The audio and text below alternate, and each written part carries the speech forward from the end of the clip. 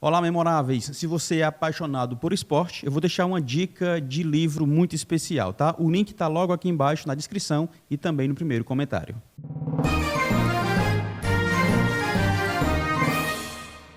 Acréscimos com João Marcos. Então não sai daí agora não. Fica aí quem está no YouTube, deixa nos comentários, se inscreve no nosso canal e deixa o seu like, tá? Porque o papo continua, mais alguns minutinhos aqui, aproveitando e extraindo o máximo de João Marcos. Eu quero começar os acréscimos com o meu parceiro Breno Muniz, que está de volta. Cara, então algumas perguntas para ele, mas então, eu quero começar como foi esse processo, né, de encerrar a carreira em 2017. Aí você passou como um supervisor ali no Ceará e como esse processo de treinador, né? Passar para treinador da base ali, que é um negócio, às vezes é complicado, né? Da base ali tem que orientar os meninos, né? Tirar aquele... não só a questão do futebol, mas a questão social, como você falou. Como foi esse processo até chegar a ser treinador da base? Eu recebi um convite, né, do Mazinho. Mazinho Patrão. Mazinho Patrão. Mazinho encerrou a carreira de um monte de gente, viu?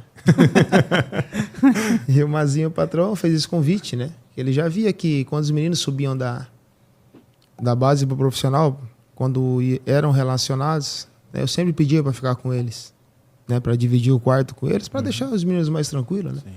E não ficar conversando somente sobre jogo. Então a gente conversava sobre outras coisas também, né? Eu concentrei muito tempo com o Arthur Cabral. Então esses meninos, Robinho, esses meninos sempre que subiam, a gente tava concentrando com eles, né? Até para os moleques ficar mais tranquilos também, né? Então ele já viu que eu tinha essa preocupação com esses meninos. Então, surgiu o convite, né? No início de 2018. A primeira competição que eu participei foi na Taça São Paulo daquele ano, né? Então eu cheguei mais na coordenação, para coordenar, né? Então o Mazinho passou esse ano de 2018.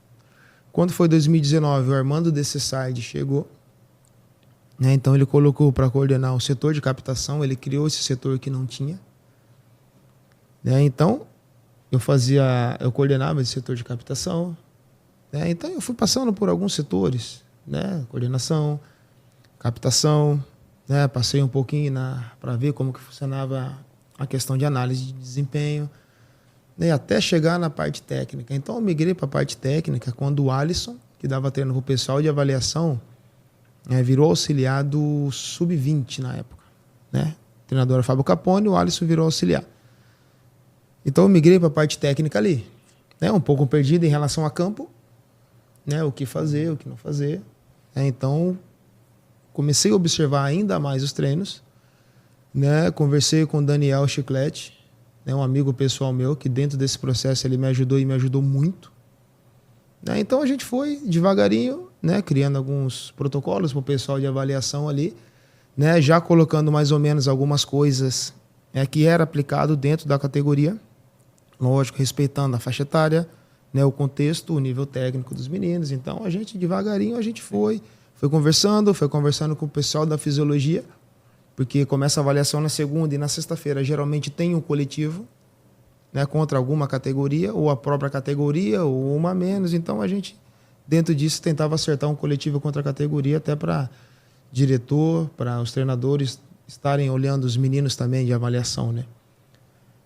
Então eu conversei com o pessoal da fisiologia, mostrei, né, que durante a semana, né, eu ia aumentando o campo de forma gradativa para chegar no último dia, né, dar esse coletivo e eles também não chegarem cansados. Então devagarinho a gente foi colocando as ideias, né, foi fazendo as coisas, e aí começou a ficar legal, eu comecei a gostar dessa parte de campo, né? Aí depois eu comecei a auxiliar, né, algumas categorias, auxiliei o Rangel em 2022, né, no Sub-13, né, nós fomos campeões, auxiliei o Davi Lopes, que era técnico do Sub-14 também. Então devagarinho a gente foi encostando, foi pegando uma coisa legal de uma coisa legal de outra, e também foi criando as ideias, né?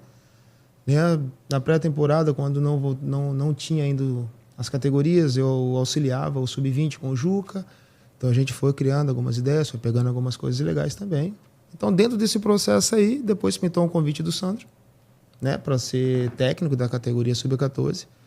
E aí dentro disso, algumas coisas aconteceram, né, dentro do Sub-13, então eu acabei até ficando com as duas categorias, né, que é diferente os estímulos, né, algumas coisas parecidas, né? Mais em termos de cobrança. Os meninos vêm do sub-12, né? Às vezes com déficit motor. Então a gente precisa trabalhar muito essa parte motora, a parte coordenativa deles. Mas foi legal, tá sendo uma experiência meio legal, né? Então, teve aquela pergunta se almeja, né? Um pouco mais em cima, mas eu gosto de estar na iniciação. É legal, você consegue dar uma base boa. Mesmo. Então você consegue dar uma base boa para os meninos subir para o sub-15 com algumas coisas que precisam já dominar, né? E pelo que a gente vê na base, o importante não é ser campeão. Lógico que é bom, lógico, você vencer. Mas, por exemplo, João Marcos, ano passado, foi um vice, né? Foi um vice-campeonato sub-13.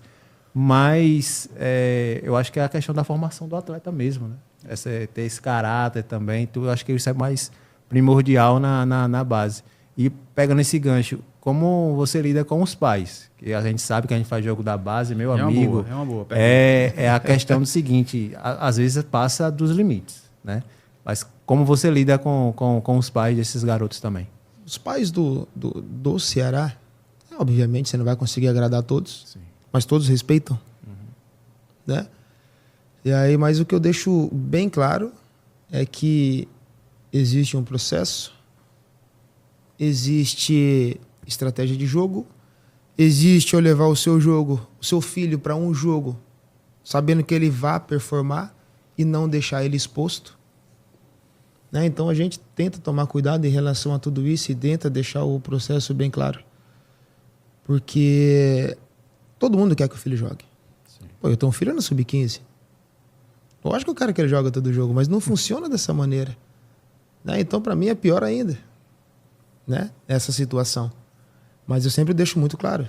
Os meninos entendendo o processo, eu explicando para eles. Ontem eu tive um exemplo de um menino que semana passada sofreu um acidente, machucou o pé, e outro que já há algum tempo não é relacionado. Eu tenho um jogo amanhã do Sub-13 e tenho um jogo sexta-feira. Então eu chamei os dois e conversei. Na sexta-feira vocês vão. Né? Então eu me preocupo também em relação a isso, né? Porque é um humano jogando futebol. Então às vezes as pessoas esquecem isso. Então, do Ceará, esse comportamento dos pais, ele é bem tranquilo. O que está me espantando em relação a tudo isso, né? Acredito que os pais do Ceará também façam. Né? Não tem só pessoas tranquilas, não. Porque no calor do jogo, você vai falar alguma coisa que não deve, né? Você vai ter um comportamento que não é legal. Então eu também, né, converso direto com a nossa psicóloga, a Daniele, para que eu possa me policiar cada vez mais em relação ao meu comportamento. Porque eu procuro sempre não falar palavrão para os meninos, esse tipo de coisa. Muito legal. São meninos de 12 para 13 anos, de 13 para 14 anos. Então eu tento me policiar muito em relação a isso, mas a cobrança ela sempre existe.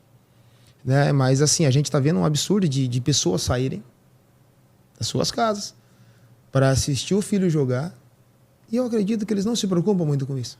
Eles se preocupam mais em impressionar as outras crianças e ofenderem. De chegar a um ponto de falar, vai pra cima dele que esse moleque é ruim.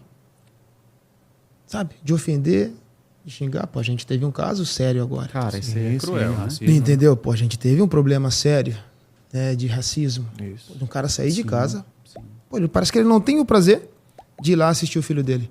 Ele tem o prazer de ofender o atleta que está jogando, o adversário do filho dele. Então, aparentemente, parece que esquece isso. E é muito sério isso.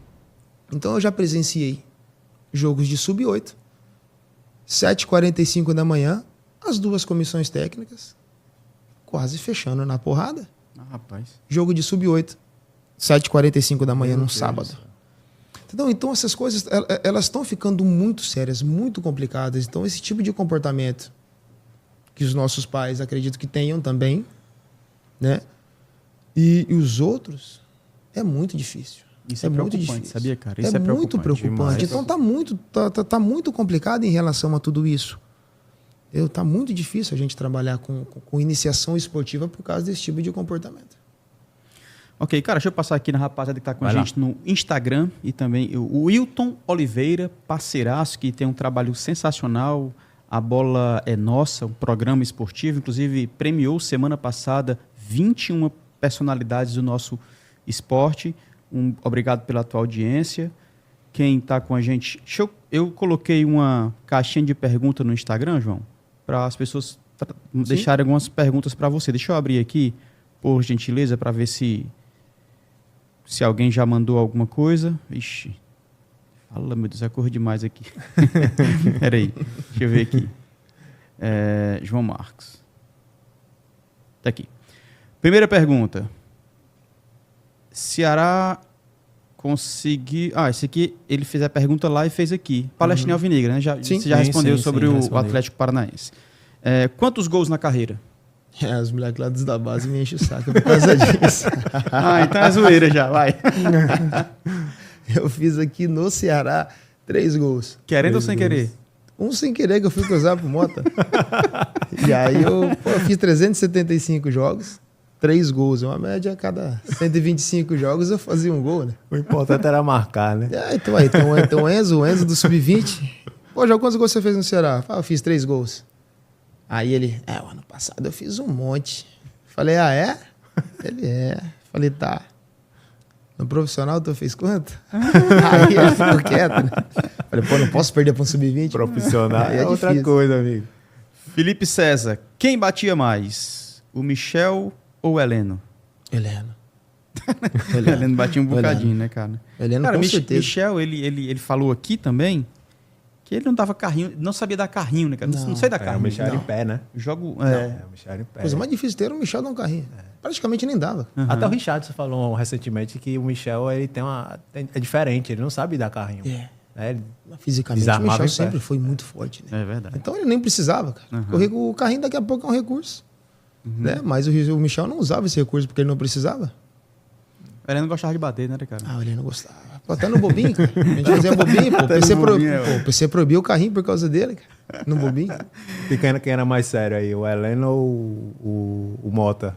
O Mota também, qualquer racha... Não, o Mota é sério. O Heleno, cara, o Heleno fora do campo, o Heleno é completamente diferente. Resenha pra caramba. Né? Então, pô, a gente de vez em quando encontrava ele no mercado, né? Aí...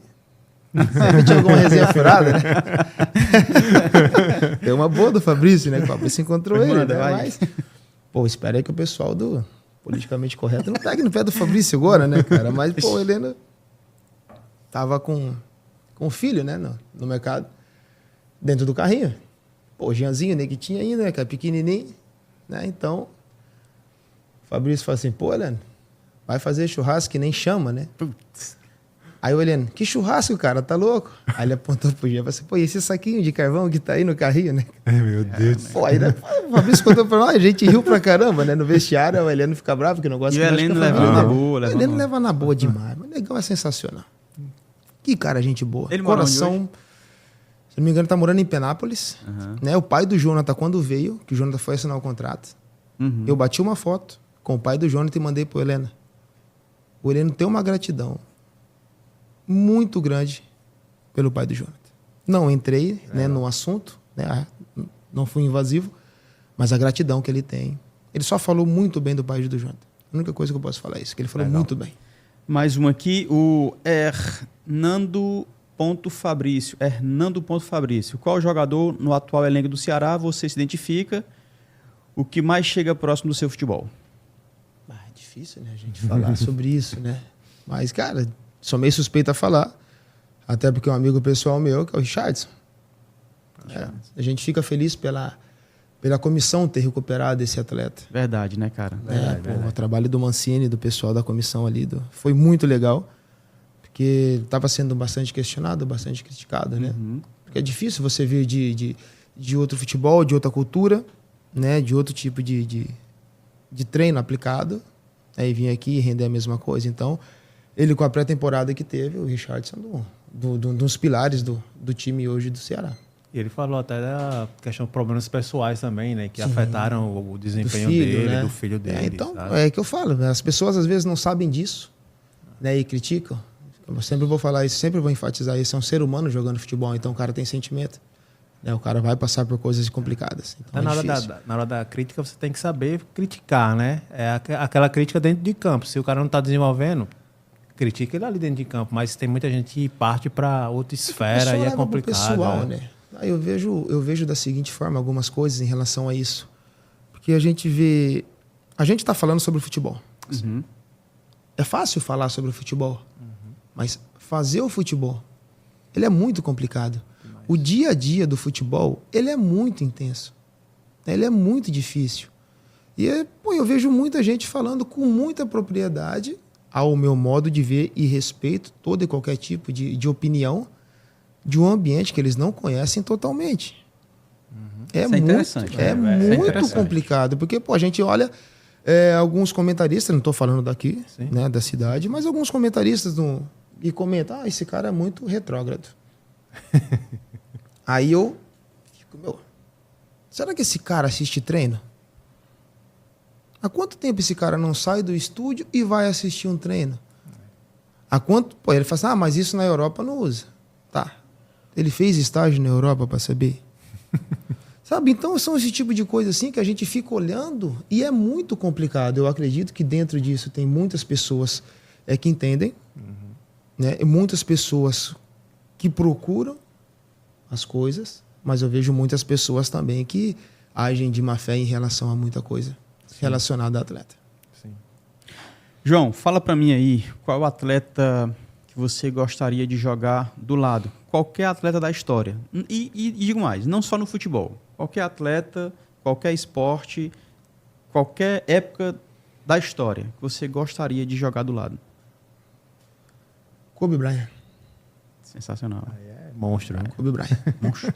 Esse cara, sabe, o que a gente lê, o que a gente vê sobre ele, testemunhos de pessoas que trabalharam com ele, o que ele fazia era absurdo, né? Então ele tem o status que tem hoje. Uma pena, né? O falecimento dele, mas ficou marcado, né? Então eu vejo um cara de nível muito alto, né? O único que, ao meu modo de ver, em termos técnicos, né? Até o Jordan fala isso, que se aproximou muito dele. Então a gente, olhando esse Kobe Bryant, né? O que ele falava, a mentalidade dele vencedora, a mentalidade dele de comprometimento, né? Então a gente tem que estar olhando sempre esses caras muito bons para estar se inspirando em alguma coisa. Sensacional. E para finalizar, de minha parte, tá? Você pode ter mais alguma coisa.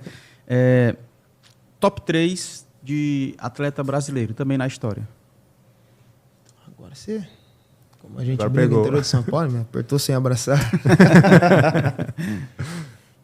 Cara, de atletas, né? Como eu disse o primeiro, o Ayrton Senna, né? Sim. O Ayrton Senna, ele marcou gerações, né? Ele marcou gerações. Todo mundo sentiu o prazer Total. de sentar em frente à televisão no domingo de manhã e assistir a Fórmula 1, né? Então, o Ayrton Senna é um. Pode ser treinador. Sim. Bernardinho, Outro. que é um também, eu acho Outro. que... Era demais. Né, que tem muita coisa, né, que a gente aprende demais, né? Então, Ayrton Senna, Bernardinho, e eu gosto muito da forma que ele jogou, da forma que ele se comportou, da forma que hoje ele se comporta ainda, que é o Alex. Boa. Cabeça, que, Legal. que jogou no Palmeiras, que é ídolo do Palmeiras, é ídolo do Cruzeiro. Cruzeiro. Né? Então eu acredito que dentro disso, dentro do futebol, o Alex é das maiores referências que a gente tem em termos técnicos, de postura e de leitura de tudo que você pode imaginar. Legal. Duas perguntinhas rápidas. Fica à vontade. Como é treinar o seu filho, né? Já treinou, né? Foi. Sub-13, sub-14, agora tá no sub-15. Como é treinar o próprio filho? É complicado. É muito difícil. Porque daqui a pouco as pessoas podem pensar que ele conquista as coisas por causa de mim. E ele não tem mérito na conquista dele. É muito complicado isso aí. Nesse sentido. Sim. Né? Então, em casa, eu sempre era o pai. E no clube, o treinador. Tem uma vez que ele abriu o braço comigo. Abriu o braço para mim. Né? Então, do jeito que ele tomava os meninos, né? Recebia alguns gritos, ele também recebeu. E dele ainda foi um pouco mais pesado, porque ele abriu o braço para mim. Então já foi mais pesada. E aí chegou em casa, a minha esposa. O que aconteceu no treino? Que ele chegou reclamando. Falei assim, coisa de treino, a gente não traz para casa. E aí morreu ali. Não teve mais em casa, a gente nem tocou no assunto. Mas é bastante complicado, sim. Para dividir as duas coisas é bem complicado. E na sua carreira, qual o jogador que te deu mais trabalho? Lógico, fora Neymar ali, Ronaldinho Gaúcho, mas o jogador que te deu mais trabalho ali para marcar, né? Cara, a gente sempre tem mais dificuldade de marcar jogador inteligente, né? Porque os que eram rápidos, geralmente, eles não pensam muito. Eles baixavam a cabeça e corriam bastante. Tem um jogador que jogou no Figueirense, a ídolo do Figueirense, chama Fernandes. Eu sempre vou citar ele. Então, o que a gente pede hoje para os meninos, o que é ensinado hoje, né, de jogar no entre linhas, de acelerar a bola em um toque, né, de procurar desmarque nas costas, para não ser referência de marcação, ele já fazia isso. Então, era muito difícil marcar ele. É muito complicado, porque era um cara extremamente inteligente. Apesar de não ter jogado, acredito eu, em esses times maiores do eixo sul-sudeste, né? Mas é um cara que para mim, eu tive uma dificuldade muito grande de marcar. Show. Beleza, meu parceiro. Então a gente chega ao final de mais um episódio Maestros da Bola na TV e na internet, no YouTube.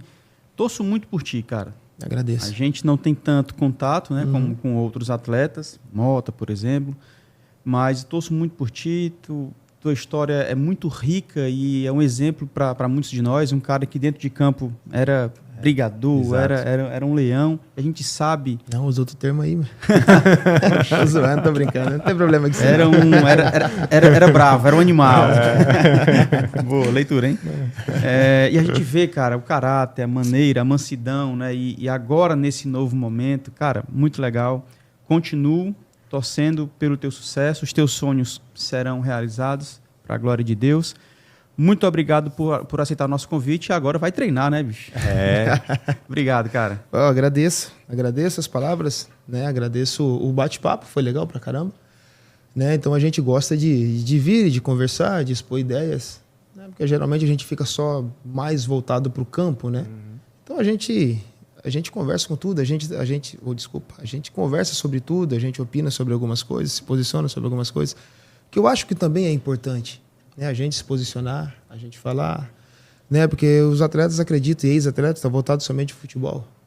Mas algumas questões a gente precisa sim estar conversando, principalmente sobre essa transição depois que para, sobre família, sobre esse tipo de coisas que agregam bastante a nossa vida. Então, agradeço, né, mais uma vez, agradeço as mensagens, né, que chegaram. Então, a gente, na medida do possível, que tiver outra chance, a gente vem e vem, bate mais um bate-papo legal aí. Lucas, tem uma foto não, né? Tem não, né? Então deixa. Breno, parceiro, obrigado, hein? Aliás, se despeça do rapaz aí. Não, valeu, João Marcos, é prazer. A gente teve o prazer de conversar em off com ele também. A gente entende muito de futebol, viu? Verdade. Então é sempre um prazer. Para de mentir pro povo. Estudar, aprender um pouquinho, né, com esses caras assim. E sempre que precisar, estamos aqui. Valeu demais. Valeu, meu parceiro. Valeu, João. Valeu, meu velho. Deus te abençoe, cara. Tamo junto. Vocês também. Valeu, rapaziada. Muito obrigado por nos acompanhar até aqui. São mais de 100 episódios, 80 personalidades do nosso esporte, das antigas, mais recentes, basquete, futebol, dirigente, treinador, atleta, artista, enfim, muita coisa boa no Maestros da Bola. Para você acompanhar tudo isso, se inscreve no canal e deixa o seu legalzinho, deixa o seu like, porque é bom, é importante para que o YouTube entenda que vale a pena recomendar para mais pessoas, tá bom? Deixa nos comentários aí quem você quer ouvir aqui no podcast. Eu me despeço por aqui, fique você e toda a sua família na paz de Cristo e lembre-se, seja memorável sempre. Valeu, tchau. Obrigado por assistir mais esse episódio. Se inscreve no nosso canal e compartilhe com as pessoas para a gente ser alcançados por mais maestros, assim como você.